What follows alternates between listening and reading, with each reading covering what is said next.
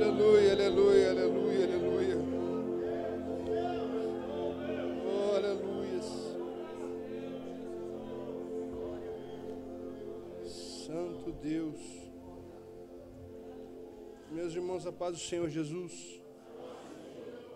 Hoje nós começaremos a primeira mensagem aos domingos de manhã de uma série de provavelmente 10 semanas, onde nós buscaremos a palavra aprendendo que Deus cria a partir do caos. Semana passada nós ministramos a introdução desse tema. Essa palavra Deus entregou ao meu coração há alguns anos, onde nós buscamos, aprendemos sobre o haja luz, a palavra criadora, a palavra suficiente, mas refletindo sobre algumas questões, algumas coisas da vida, Deus me fez olhar para esse texto mais uma vez e percebermos que Deus cria a partir do nada. O caos é a mais profunda desordem. E sobre o caos, Deus faz tudo o que nós temos hoje. E aprofundando a visão dentro desse texto, Deus me fez perceber que, de tempos em tempos, Ele permite o caos. Novas conturbações acontecem, novos caos vão ocorrendo e sistematizando-se.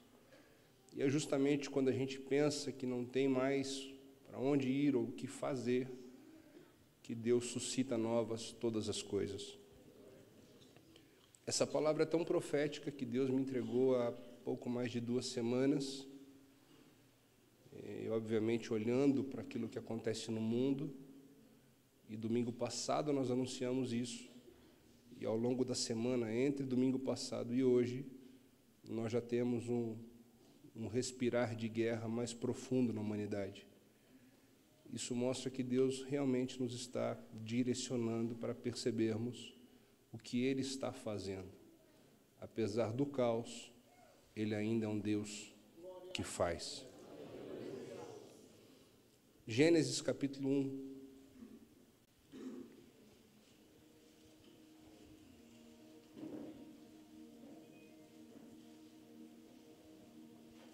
Nossa igreja, Assembleia de Deus, é uma igreja de campanhas. É tradicional na nossa igreja isso. E essa série de mensagens é uma campanha, onde eu convido vocês para participarem disso, para se esforçarem por estarmos juntos aqui, buscando ao Senhor, para que Ele possa nos revelar a criação sobre os nossos caos e sobre tudo aquilo que Ele ainda tem a fazer em nós e através de nós. Serão 10 semanas onde nós vamos buscar esses princípios e, ao longo de toda a Bíblia, perceber o que houve, o que Deus fez e o que Deus fará. Gênesis 1, verso de número 1 diz a Bíblia: no princípio criou Deus os céus e a terra. No princípio criou Deus os céus e a terra. E a terra era sem forma e vazia, e havia trevas sobre a face do abismo. E o Espírito de Deus se movia sobre a face das águas.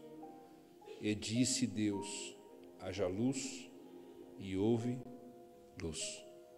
Senhor, te agradecemos pelo privilégio de estarmos nessa manhã, num culto duplamente especial, onde nós iniciamos uma jornada bíblica, buscando revelações que só o Senhor pode nos entregar, e também reunidos em Teu nome para cearmos, cumprindo o memorial que o Senhor nos entregou, até que o Senhor venha. Palavra profética que se soma à palavra de esperança. Nesse momento, Senhor, nós te pedimos que mais uma vez, por Tua graça e misericórdia, o Teu Espírito Santo flua sobre nós, suplantando as nossas dificuldades, as nossas falhas, as nossas limitações. Não há nada em nós que possa manifestar o teu poder, não há nada em mim que possa entregar bênçãos à tua igreja, mas o teu poder nos basta e ele se aperfeiçoa em nossas fraquezas. Eu lhe peço mais uma vez, Senhor, por misericórdia, para que assim o Senhor possa fluir sobre nós, através de nós. Entrega-nos a tua palavra, o teu querer, o teu propósito, que possamos sair daqui infinitamente melhor do que aqui entramos. É a nossa oração e fazemos isso em nome de Jesus. Quem pode diz amém. Se assente, por favor.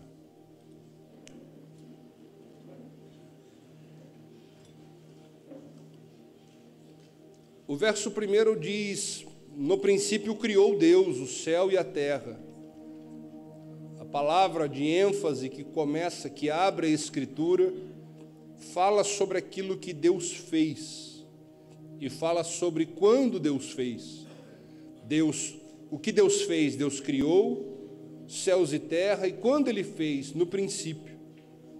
Mas o verso 2 retorna à anterioridade, volta antes do princípio, para mostrar sobre, ou como, de que forma, em que lugar, em quais aspectos Ele cria no princípio céus e terra. Obviamente, para projetarmos coisas, nós procuramos o melhor ambiente, o melhor material, as melhores condições, as melhores pessoas. Para contratar numa empresa, procura-se currículos que sejam condizentes à função. Para edificar uma estrutura, procura-se um terreno que tenha condições de recebê-la. Mas a Bíblia começa dizendo sobre aquilo que Deus fez. E o que Deus fez é a maior obra de todas que nós poderíamos mensurar ou conhecer. Não há nada que seja maior do que os céus e a terra na perspectiva humana. Por mais sabedoria que tenhamos, não há nada que se possa comparar a tudo isso. Até porque é onde nós vivemos, é o que nos dá estrutura. Mas então a Bíblia nos deixa claro que o ambiente em que Deus cria céus e terra era o ambiente anteriormente do caos, sem forma e vazio. E é justamente assim,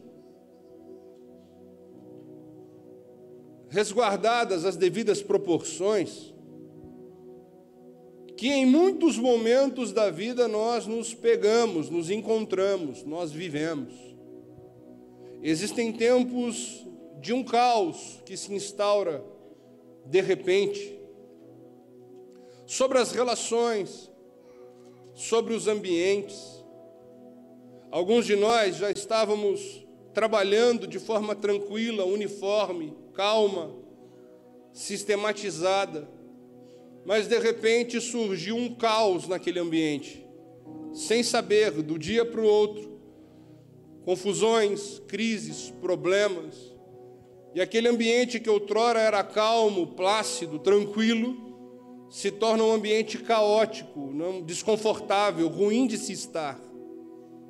Alguns de nós já estiveram em fases familiares onde tudo vinha bem, tudo funcionando, saúde, todos tranquilamente prósperos, se amando, respeitando, mas de repente algo acontece e se instaura uma crise. A família se divide, se separa, se tornam adversários entre si. Aquela foto de família onde as crianças estavam juntas já não faz mais sentido, porque o caos surgiu e a separação aconteceu. Há muitos irmãos que já não conversam, há pais que não conversam com filhos, há casais que se separaram. O caos, de repente, chega. E aí já não faz sentido a foto do dia do casamento, onde estavam ali prometendo-se um ao outro, porque o caos chega, e chega de repente. E nesses momentos tudo perde o sentido. Mas a palavra de Deus para as nossas vidas é que Deus esconde milagres dentro do caos. Olha para alguém perto de você e diga assim: nosso Deus esconde milagres dentro do caos.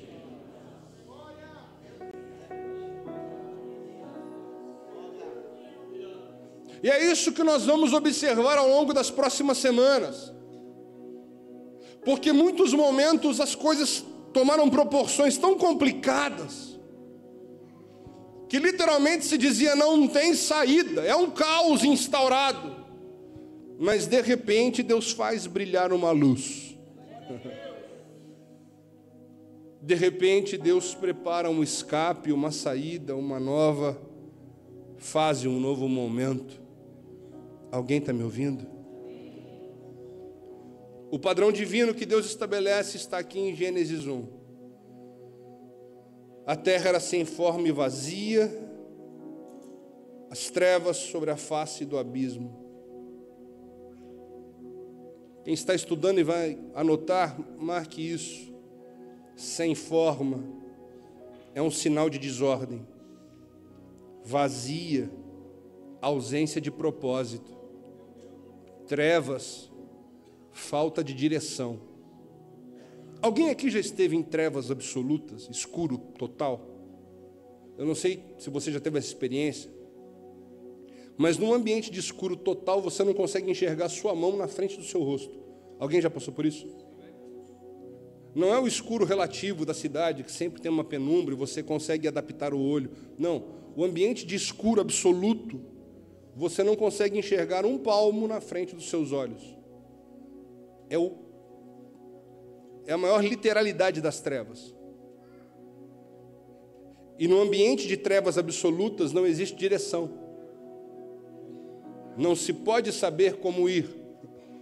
Num ambiente onde você não enxerga absolutamente nada, você não consegue se mover. Então trevas tem o sentido de falta de direção. E a palavra acrescenta que isso estava sobre o abismo. Isso demonstra a profundidade do problema. Não é um problema raso, não é um problema simples. Era algo abismal, profundo. Alguém está aqui? Então, sem forma é desordem total, vazio, ausência de propósito, trevas, a falta de direção e abismo, a profundidade do problema. Alguém está aqui? No meio desse caos, seria muito mais fácil buscar outros ares. É como aquela senhora que está com um novelo todo emaranhado, todo enrolado, e alguém menos experiente vai dizer, joga isso fora e compra alguma coisa nova, é mais fácil. Mas nas mãos hábeis de quem conhece, aquele novelo todo atrapalhado, cheio de nós, conforme o tempo passa, se torna um lindo suéter, um lindo casaco, uma linda toalha. Alguém está aqui me ouvindo? Nas mãos de Deus, o caos tem jeito. Deus não joga fora para recomeçar com outras matérias. Deus, com paciência, pega e desvenda os novelos e transforma naquilo que vai fazer sentido. Melhor aí, me ajuda por favor, olha para alguém perto de você e diga assim: Deus esconde milagres no caos. Deus esconde milagres no caos. E algo muito lindo que esse texto nos mostra, no verso de número 2. E a terra era sem forma e vazia, e havia trevas sobre a face do abismo. Trevas sobre a face do abismo. Quem é que se move sobre um abismo em plenas trevas, em trevas absolutas?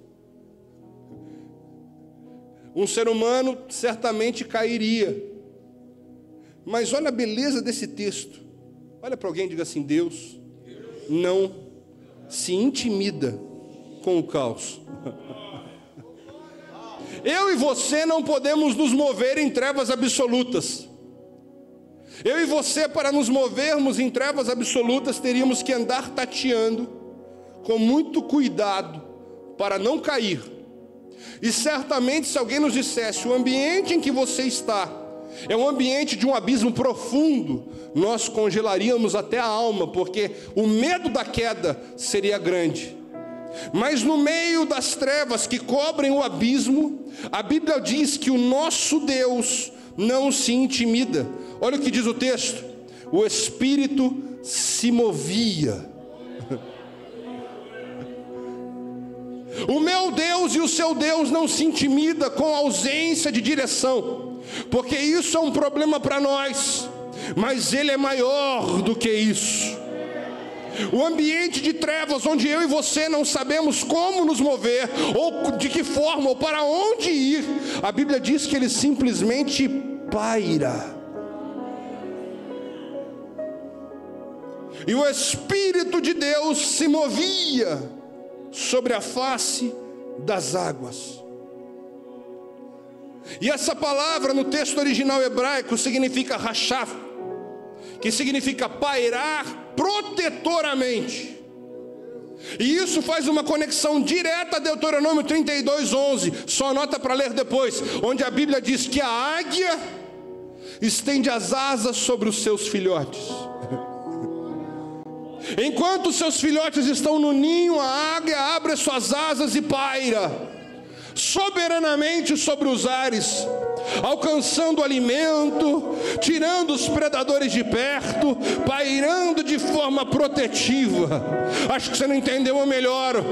Sobre o abismo e as trevas, o Espírito estava pairando de forma protetora, dizendo: hoje é o caos, amanhã será o meu mundo, a minha terra, onde eu vou colocar a minha igreja, o meu povo, os meus filhos. Anteriormente era caos sem valor, mas Deus está pairando e dizendo: eu vou fazer uma coisa nova.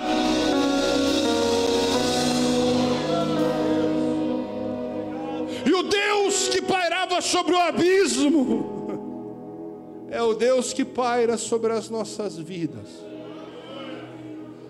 Ainda que uma mãe se esqueça de um filho, eu não me esquecerei de vós. Estenda a mão para alguém e diga assim: Ele paira sobre a sua vida. Ele paira sobre a sua vida. Ele paira sobre a sua vida.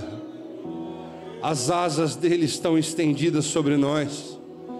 Nenhuma ferramenta preparada pode nos alcançar. Ele continua pairando. Ele pairava sobre o abismo e hoje ele paira sobre a sua igreja. Ele paira sobre os seus escolhidos. Recebe essa palavra em nome de Jesus. E então a Bíblia nos diz, eu quero trazer alguns versos aplicáveis. Vamos a Ezequiel 37. Não precisa abrir. Esse é o texto que nos descreve o vale com ossos secos. E a Bíblia diz, você conhece, que aqueles ossos estavam sequíssimos, espalhados. Deus leva o profeta a um ambiente de caos. Como enxergar vida diante de morte absoluta? Não eram corpos caídos, eram ossos secos, já não tinha nenhuma perspectiva de vida. Era um caos absoluto. Mas Deus leva o profeta ao meio daquele ambiente, onde não existe nenhuma possibilidade humana, plausível, de reverter as circunstâncias. Vou dizer de novo. O vale de Ezequiel 37 nos mostra que existem momentos de caos que são irreversíveis. Mas então a Bíblia diz que Deus leva o profeta ao meio daquele vale e ordena sobre ele: profetiza. A palavra que eles ministraram através do louvor no meio da angústia, Deus chama o profeta e diz: profetiza. Eu não te chamei para emendar osso, eu não te chamei para ficar juntando e montando esqueleto. Se você tentar, não vai resolver. Existem pessoas nessa circunstância que quer começar a montar os bonecos, não vai resolver. Não é pela sua força, não é pelo que você acha, é pela direção dele sobre a nossa vida. Mas eu venho essa manhã para profetizar que não importa qual seja a amplitude desse caos, quando Deus te leva no meio desse vale, Ele não vai te confundir, Ele vai te direcionar. Ele não vai te deixar perdido tentando resolver da sua forma. Ele vai soprar sobre a sua vida como Ele fez na vida da Mari, dizendo: agora é hora de profetizar. Agora não é hora de entender, não é hora de compreender, também não é hora de questionar. Em parte nós falamos e em parte nós profetizamos. Ezequiel, se você abrir sua boca, eu farei entrar o Espírito e eles vão viver. O caos eram ossos secos, sem vida e espalhados. Mas Deus levanta um profeta e uma voz. E o que acontece no Vale dos Ossos de Ezequiel é que quando a palavra é liberada, o Espírito sopra. Quando a palavra é liberada, o Espírito sopra. Quando a palavra é liberada, o Espírito sopra. E onde tem Espírito em palavra, olha para alguém e diz assim: o caos não permanece. Em Ezequiel, Deus inverte a ordem. Em Gênesis, Deus diz assim: o Espírito pairava, se movia. E o verso 3 diz: então Deus disse: haja. O Espírito se movia e Deus disse, então as coisas aconteceram. Em Ezequiel a palavra é entregada e aí o Espírito se move. Onde existe Espírito e palavra, o caos não vai permanecer. Eu não sei o caos que impera sobre a sua vida, eu não sei o quanto as trevas já tomaram conta. Eu vim aqui para te dizer que nada permanece diante da palavra e do Espírito e da palavra. Onde o Espírito se mover e a palavra profética for lançada, novas coisas vão acontecer.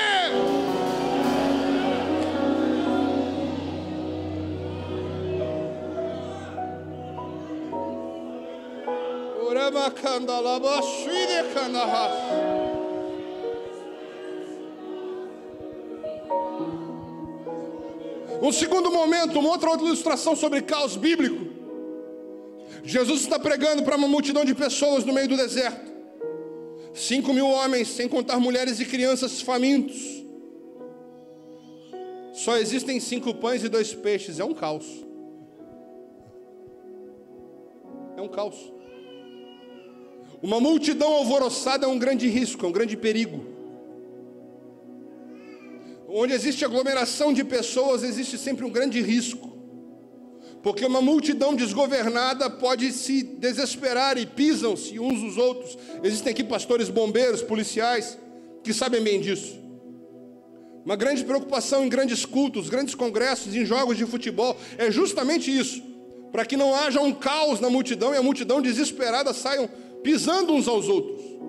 Infelizmente, na história contemporânea é muito fácil encontrar vários exemplos disso. Jesus está diante de uma multidão faminta. E algo complexo em quem está com fome é que o humor se altera. As pessoas normalmente ficam agressivas. A fórmula do caos é muito complicada aqui, porque é muito fácil. Talvez uma pequena faísca pudesse criar uma grande crise. E o único recurso que existe são 5 pães e 2 peixes. Mas se em Ezequiel o processo foi profetizar, diante da multidão o processo curativo, resolutivo, foi entregar nas mãos de Jesus. Eu estou aqui para te dizer que em alguns momentos o caos da tua existência vai ser resolvido pelo poder da palavra e do Espírito. Em outros momentos você tem que pegar o problema e tirar da sua mão e dizer: eu não tenho condição, o meu recurso é só esse, mas Jesus, toma aqui nas tuas mãos. Olha para alguém e diga assim: Ele ainda faz o que você não pode. Ele continua, Ele pode o que você não pode. Ele pode o que você não pode. Ele pode o que você não pode. Entrega nas mãos dele, em nome de Jesus, o milagre vai acontecer. Um último exemplo para fecharmos essa caixa. Livro de 1 Reis, capítulo 17, nos apresenta a viúva de Sarepta. E aquela viúva vai comer a última refeição antes de morrer. A situação, o caos é esse. Se no texto de João 6, na multiplicação dos pães, ainda tinha 5 pães e 2 peixes, no texto de 1 Reis, já não tem mais nem isso. É só a última porção do último alimento para morrer. Mas então a palavra chega. E o que 1 Reis 17 nos ensina é um terceiro pilar importante, que não é sobre só receber palavra, é sobre obedecer a palavra. Aquela viúva decide acreditar na palavra, e como resultado, a Bíblia diz, 1 Reis 17, verso 16, a farinha da panela não acabou, e o azeite da botija não faltou. Quando a palavra é liberada e você decide obedecer, ainda que não exista mais recurso, estende a mão para receber. No meio do caos que imperava, Deus vai multiplicar e a farinha não acaba e o azeite não falta. A farinha não acaba e o azeite não falta. Deus vai intervir no caos da tua existência.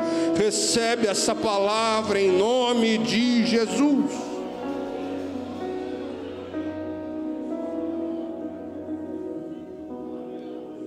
Voltando ao texto, verso 2: e a terra era sem forma e a terra era sem forma e Deus identifica o caos. Deus sabe exatamente do que se tratava. É algo sem forma e é vazio. Mas sobre isso, me ouça por favor, me dê sua atenção. Deus nos chama para identificar o caos que está havendo em nossa história.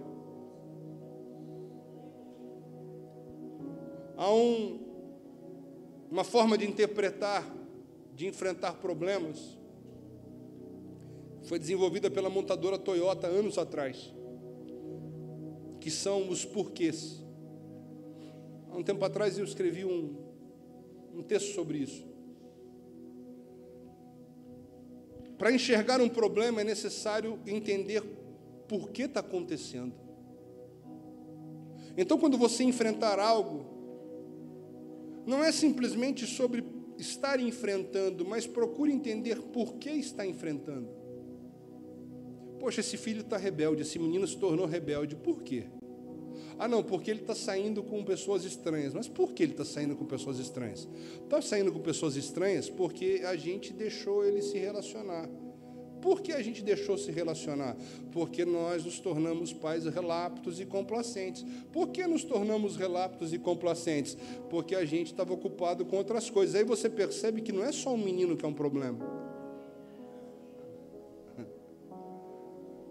Aplique o teste dos porquês na sua história e nos seus caos, no seu caos, para entender a razão disso, porque só entendendo onde está havendo é que é possível tratar. Deus deixa claro: a terra era sem forma e vazia, e havia trevas sobre a face do abismo. Esse era o problema original. E a resposta de Deus para isso é: o Espírito se movia sobre a face das águas. Quando você enxerga o que está vendo, ele começa a se mover. Eu vou dizer de novo, quando você enxerga o que está vendo e o porquê está vendo, ele vai começar a se mover. Não é sobre maquiar, não é sobre esconder, não é sobre tentar não enxergar o problema. Era sem forma e vazia, haviam trevas. Deus não escreve um texto assim, no começo era complicado, no começo era difícil. Ele deixa registrado, era o caos. Mas sabendo exatamente o que era, ele se move. E a Bíblia diz que se movendo, ele fala. A palavra de Deus tem poder criativo. A palavra de Deus é suficiente em si mesma. Hebreus capítulo 11, verso 3. Pela fé, entendemos que os mundos pela palavra de Deus foram criados. Salmo 33, verso 9. Porque falou e tudo se fez, mandou e logo tudo apareceu. A palavra é suficiente.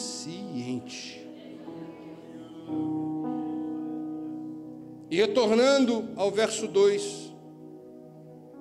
E a terra era sem forma e vazia, havia trevas sobre a face do abismo, e o Espírito de Deus se movia sobre a face do abismo. Olha para alguém, para você, perto de você, diga assim: haviam trevas. Melhor, diga assim: haviam trevas, haviam abismos, mas o Espírito estava presente. Estenda a mão para esse irmão e diga assim: Deus está presente no seu caos. Melhora isso, olha para ele e diz assim: e há um propósito de Deus no seu caos. Eu não sei quantos de vocês já ouviram falar de Nick Voigt. Eu não sei se é assim que se fala direito sobre o nome, é muito complicado. É a primeira vez que eu vou fazer isso, mas é mais fácil ouvir um testemunho do que eu contar para vocês. Coloca na tela, por favor. São cerca de 4 minutos. Ouçam isso.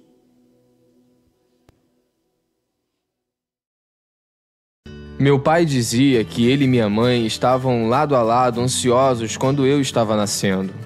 E quando ele viu meu ombro, ele simplesmente ficou pálido. E daí meu pai e minha mãe se assustaram, porque viram que eu estava sem o braço direito.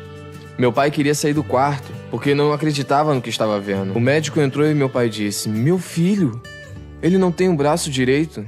Ele disse: não, ele não tem braços nem perna. Ele disse que quase desmaiou, ele não podia acreditar. E toda manhã na igreja ele perguntava por que Deus permitiria uma pessoa nascer assim. Minha mãe, no início, ela não queria me segurar, não queria me amamentar, sabe, tudo mais. Ela se sentiu muito desconfortável nos primeiros meses. Levou muito tempo para que eles confiassem em Deus e acreditassem que ele não havia cometido um erro, que não os havia abandonado e nem a mim. Seus pais entregaram seus medos e frustrações pela deficiência do seu filho para Deus. Eles preferiram confiar em Deus e na promessa de que havia um propósito, uma esperança, um futuro para o seu filho. Mas com o passar dos anos, os desafios aumentavam e Nick se achava cada vez menos amado por Deus, o que enfraquecia sua fé. Eu desafiei a Deus. Eu disse: Deus, eu sei que sou um pecador. Eu sei que provavelmente eu não terei paz no meu coração até que o Senhor me responda por quê. Por que tu tiraste os meus braços e pernas? Por que o Senhor não me deu o que todo mundo tem? Então eu disse: Deus, até que tu me responda esta pergunta, eu não irei servi-lo. Então eu quis pôr um fim nisto. Se Deus não acabasse com a minha dor, eu mesmo faria isto. Então, aos 8 anos de idade, eu tentei me afogar numa banheira, com 10 centímetros de água. Eu disse aos meus pais: eu só vou relaxar na banheira. Podem me colocar na banheira? E aí, eu me virei umas 2 vezes para ver se conseguia fazer. E eu não pude fazer isto. O pensamento que me fez parar de fazer isso foi o amor dos meus pais. Bom, porque eu os amava tanto e tudo o que eles fizeram foi me amar. Eu pensei comigo mesmo: se eu tivesse realmente feito aquilo, Visualizei meu funeral, visualizei meus pais e vi a culpa sobre os meus ombros, de que eles poderiam ter feito mais. Esta seria a última vez que Nick tentaria se matar. Mas não seria a última vez que ele ficaria de frente com aquilo que o motivou a tentar acabar com sua dor. Um dia a mãe de Nick o fez ler algo sobre um homem com uma deficiência grave. E a história daquele homem teve um grande impacto sobre Nick. Eu poderia escolher ficar com raiva de Deus pelo que não tenho e agradecer a Deus pelo que tenho. A minha mãe disse: Nick, Deus vai usar você, eu não sei como ou quando, mas Deus irá usá-lo. E aquelas sementes começaram a penetrar no meu coração. E foi aí que comecei a ver que não há sentido em ser completo do lado de fora quando se está quebrado no interior. E descobri que Deus pode curá-lo sem mudar a sua circunstância. Eu dei a minha vida para Jesus Cristo quando eu li João 9, aos 15 anos de idade. Quando um homem, passando numa vila, e o homem, um cego de nascença, Jesus o viu e as pessoas perguntaram: por que este homem nasceu cego? Jesus disse: foi assim para que se manifestem nele as obras de Deus. Em 2 Timóteo 3,16 ele diz: toda a escritura é divinamente inspirada, e eu acredito que Deus inspirou em mim vida e fé. Esta fé veio sobre mim, esta paz veio sobre mim. Eu senti que Deus havia me respondido. Qual foi a pergunta e qual foi a resposta? A pergunta foi: por quê?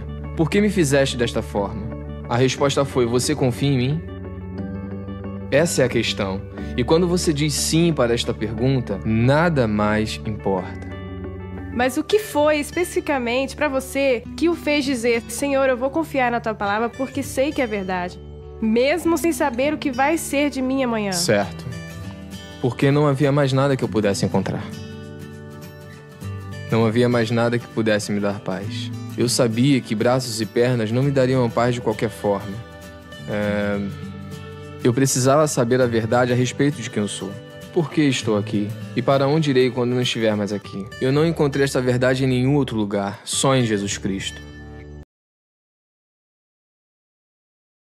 Esse homem nasceu sem os membros. Esse vídeo foi gravado em 2011. Até a data desse vídeo ele já havia evangelizado mais de 200 mil pessoas. Não, vou dizer de novo. Quando esse vídeo foi gravado, ele já tinha ganhado para Jesus mais de 200 mil pessoas. Em um dos seus livros ele diz assim, que um homem um dia perguntou para ele: mas como é que você pode confiar em Deus sem braços e pernas? Ele olhou para a pessoa e disse assim: e como é que você pode não confiar em Deus tendo braços e pernas?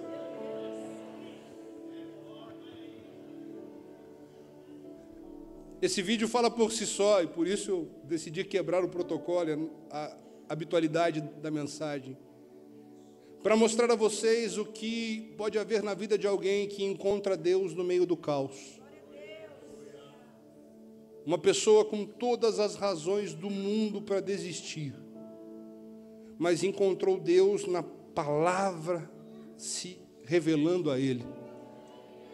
Ele diz que quando leu João 9 e viu aquela cena, foi para que a glória de Deus se manifestasse. Ele olha para o seu caos, onde ele reclamou por 15 anos e diz: eu nasci assim para a glória de Deus se manifestar na minha vida. Nós estamos iniciando essa série de mensagens, trazendo à existência: Deus cria a partir do caos. E eu não sei aquilo que te falta, eu não sei o caos que está imperando sobre a sua vida, mas assim como nós vemos a vida desse homem sendo usada para a glória de Deus, Deus quer a partir do caos da sua e da minha vida trazer a glória dele sobre a humanidade.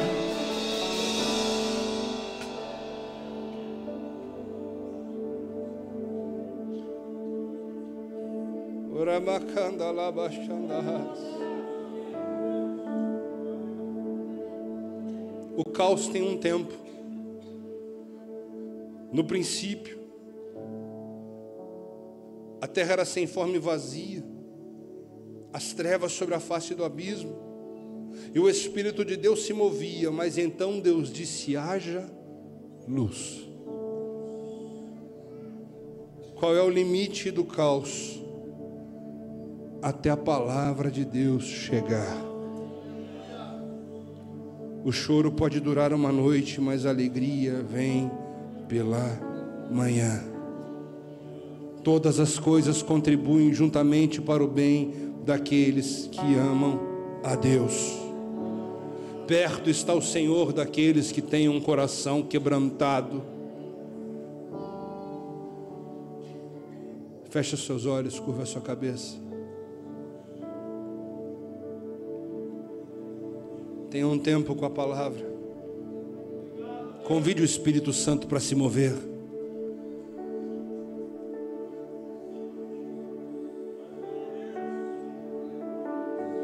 Traga diante dele o caos da tua existência, os impossíveis que não têm resposta. Chame a presença dele. Chame o Espírito Santo para se mover sobre isso. Chame ele para se mover sobre isso. Jesus, daqui onde eu estou, eu sei que podes me ver. Da minha janela eu vejo o tempo andar, mas aqui dentro o relógio parou. É dia, mas parece noite. Tudo tão silencioso. O Senhor disse que a oração é a escada até o seu coração. Então eu resolvi clamar, eu comecei a orar aqui nesse lugar. É verdade que eu quase parei, eu pensei em voltar. Aleluia. Mas ele chegou e com a sua graça ele me abraçou. E finalmente eu pude ouvir uma voz me dizendo assim: é você orando e Deus trabalhando, é você cantando e Deus sustentando, é você dizendo eu não aguento mais e Deus te fazendo andar sobre o mar. Aleluia. É você caindo e Ele levantando, é você chorando e Ele consolando, é você dizendo agora eu vou parar e Deus te falando que agora é hora de profetizar. Se coloque em pé adorando a Deus. Profetiza e tudo volta ao seu lugar. Aleluia. Então profetiza que ruído se ouvirá.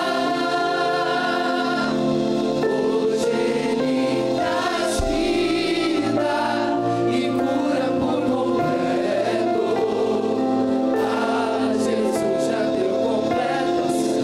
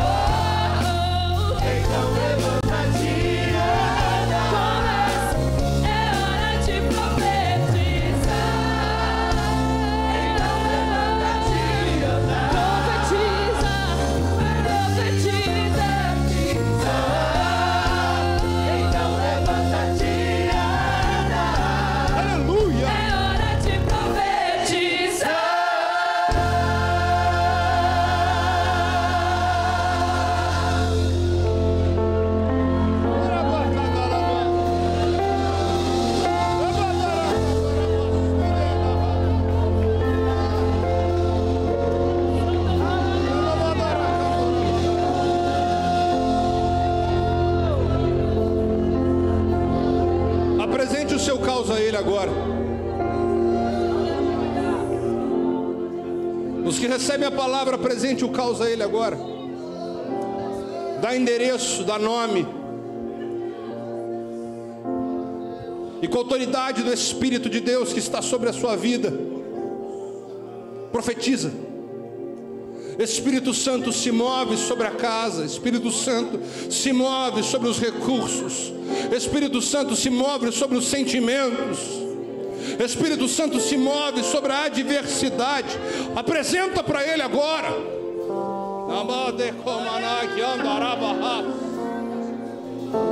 Seja cheio de autoridade e profetiza. Ele não nos deu espírito de temor, mas de ousadia. Seja revestido agora. E no mundo espiritual comece a liberar palavras proféticas. Assim como Ezequiel, diante daqueles ossos sequíssimos, não havia nada dele ou nele que pudesse mudar a história, mas a palavra profética pode. Essa manhã a palavra é sua, e com a força dessa palavra libera agora. Dá nome, dá endereço. Profetiza. Profetiza. Profetiza. Profetiza. Se você souber a região, estenda a mão para lá, de forma profética. O Espírito que pairava sobre o abismo, paira sobre a tua vida. Profetiza. Profetiza.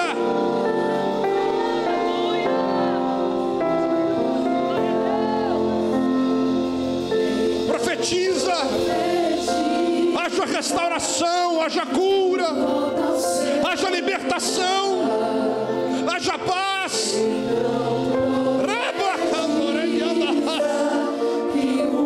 Haja vitória, haja alegria.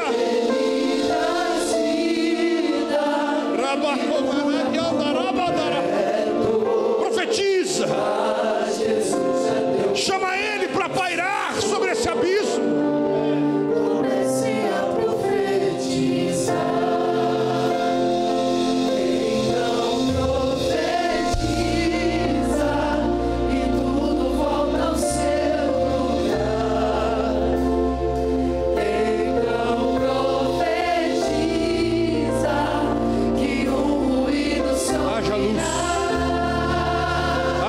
Senhor, haja luz, Senhor, haja vida, haja restauração, haja milagre, haja cura, haja renovação.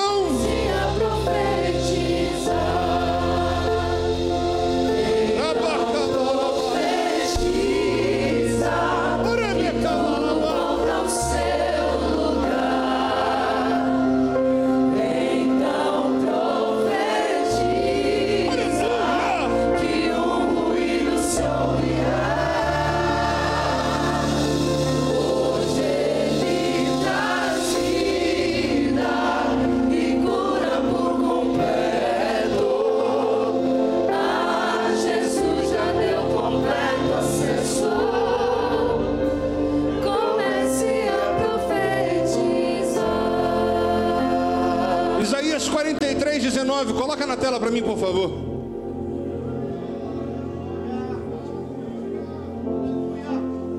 Eis que faço uma coisa nova, agora sairá a luz. Porventura não percebeis? Eis que faço uma coisa nova, agora sairá a luz, porque não a percebeis? Se ainda não percebeu, lembre-se, Deus permite que pareça o fim, e é justamente aí que Ele começa um novo começo. Deus permite que a gente quase perca a paz, quase entre em desespero, e a palavra chega dizendo: eu estou fazendo coisa nova, você não viu? Eu porei um caminho no deserto e rios no ermo. Caminho no deserto e rios no ermo. Profetiza, profetiza, profetiza, profetiza, Profetiza, profetiza, profetiza, profetiza, profetiza, profetiza. Creia na palavra dele. Chame ele sobre o abismo. Essa não é mais uma manhã, é um dia que ele escolheu para mudar essa história. Chame ele sobre esse abismo, sobre esse caos. Jesus já deu completo acesso. Comece a profetizar. Então profetiza. Aleluia. Tudo volta ao seu lugar. Então profetiza que o ruído se ouvirá. Hoje ele traz vida e cura por completo. Aleluia. Jesus já deu completo acesso. Comece a profetizar.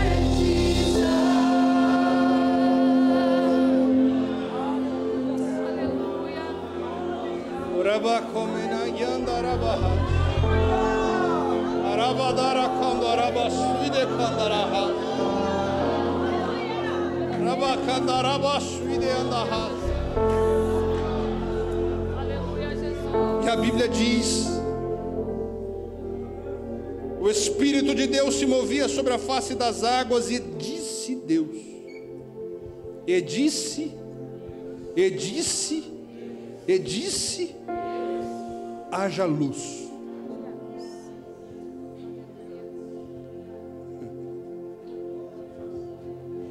Olha para alguém perto de você e diga assim: quando Deus fala, acontece. Quando Deus fala, acontece. Quando Deus fala, acontece.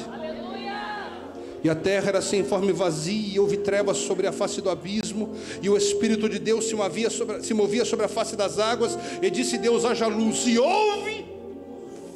Por quanto tempo havia o caos? Não sei. Qual era o tamanho do caos? Muito grande, mas eu não sei mensurar. Até que o Espírito se move. E o Espírito não se move à toa. O Espírito não se move com desperdício. O Espírito só se move onde a presença de Deus vai se manifestar. O Espírito só se move onde Deus desejou criar coisa nova. O Espírito não sai do trono da glória para se mover sobre qualquer ambiente. Alguém já entendeu? Termina essa palavra.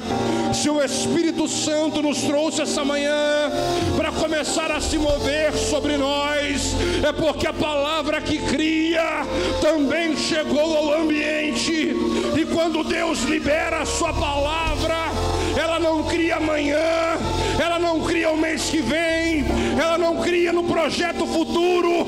Quando Deus disse haja luz, no mesmo milésimo de segundo em que a palavra é manifestada, a luz aconteceu. Ele está trazendo uma nova palavra sobre a sua vida, sobre a tua história, sobre a sua casa. E conforme essa palavra acontece, o milagre também.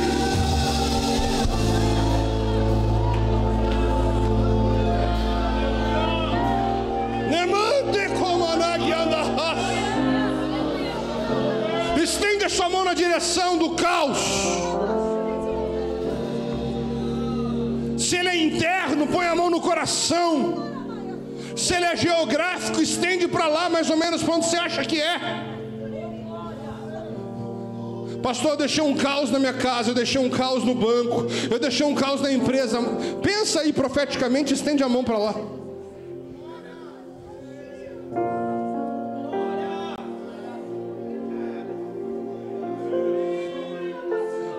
Antes de profetizar, me ouça. Não se move não, só me ouça. Não tenta entender como. Se Ezequiel tenta entender como, ele desvia no vale. Não, como é que o senhor vai fazer vida aqui? Não dou conta, não é impossível. Um morto não ressuscita, que dirá osso. Não quero entender como. E a última palavra que eu te digo: o que ele vai falar no teu coração é você e ele. O que é que Ezequiel profetizou? Quais foram as palavras?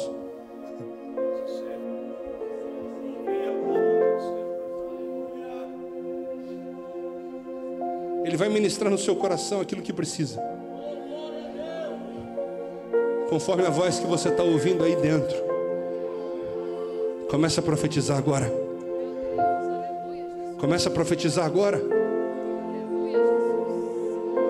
Não se acanhe, não se envergonhe. Profetiza. Rasga o mundo espiritual agora. Ordena aos anjos do Senhor que se movam. Seja cheio de autoridade. A palavra te dá essa autoridade. Profetiza agora. Espírito Santo, entrega as palavras nesses lábios. Faz arder nesse coração a palavra profética. Assim como o Senhor determinou, haja luz e houve luz. Tua autoridade nos reveste hoje para mudar ambientes. Os abismos que estão envoltos em trevas não vão permanecer como estão.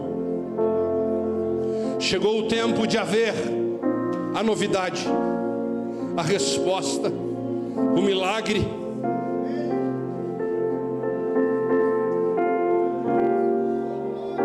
Pelo poder da tua palavra, Senhor, que os teus filhos possam profetizar agora. Agora. Agora. Agora. Agora, agora, agora. Profetiza aqui e Deus trabalha lá. Profetiza aqui e Deus começa a agir lá. Há trevas sendo dissipadas agora. Haja luz e houve luz. Profetiza, profetiza, profetiza. Profetiza. Deus está mudando sorte. Profetiza. Deus está mudando sentenças. Profetiza. Deus está mudando destinos. Profetiza. O que outrora era um exército falido, quebrado, se levanta como um exército vivo, restaurado. Aquela família ainda tem jeito, aquela pessoa ainda tem jeito. Você não vai terminar entregue a essa depressão. Tem jeito. Profetiza, profetiza, profetiza.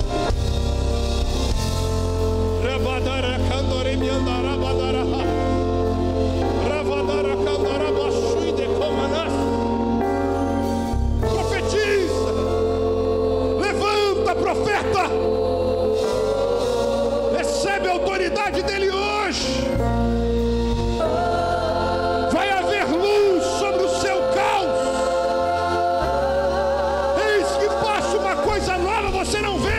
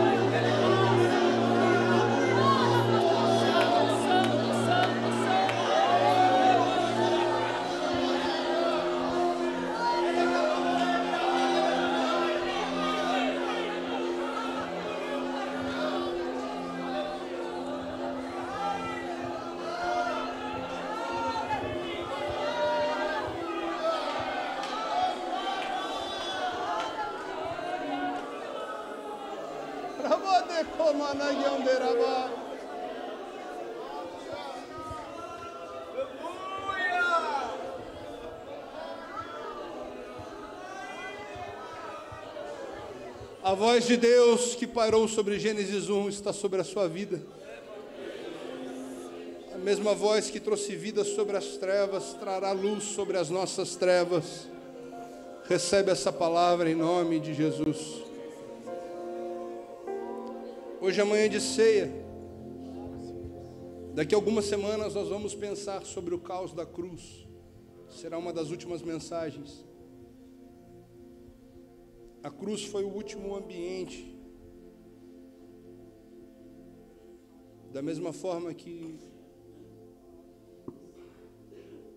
no Gênesis haviam trevas sobre o abismo original, no abismo de pecado que imperou desde a queda do homem, o haja luz se manifestou na cruz.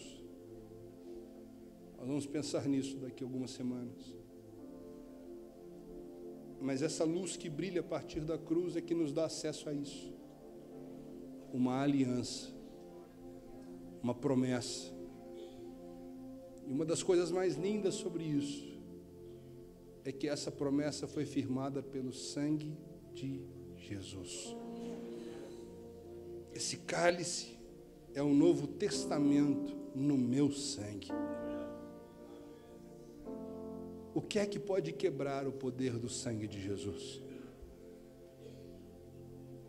Quando nós nos casamos com a pessoa amada, nós escolhemos uma aliança de ouro, porque é o metal mais precioso que a gente conhece. E é um símbolo do amor e do compromisso. Alguém está me ouvindo? Aí Deus decidiu usar aquilo de mais valioso que Ele podia para firmar uma aliança com os salvos. E Ele disse: o ouro não vale, diamantes não valem. O que sela o nosso pacto é o sangue de Jesus.